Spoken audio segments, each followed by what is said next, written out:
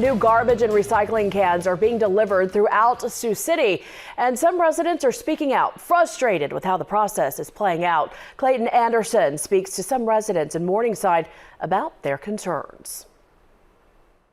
So I called Gil Hauling Thursday afternoon. I said, "Where's our cans?"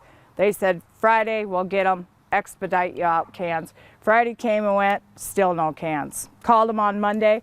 I said it was unacceptable. We want our garbage cans. Finally, Monday about 11:30, they delivered our cans. For some Morningside residents like Tony, they had their old trash bins picked up on Thursday, but they did not receive their new bins until Monday, causing several bags of trash to accumulate in their home.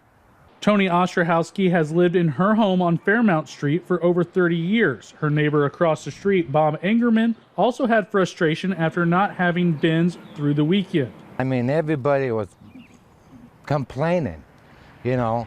We're the lucky ones. We got them in 4 days. People around here been without it for 2 to 3 weeks. What are they supposed to do with their trash?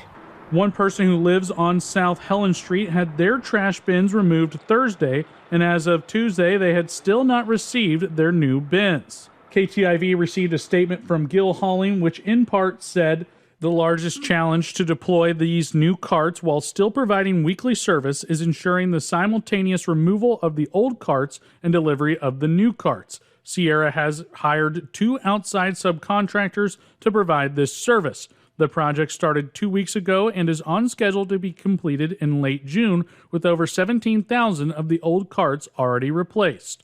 In Sioux City, Clayton Anderson, KTIV News 4. In total, close to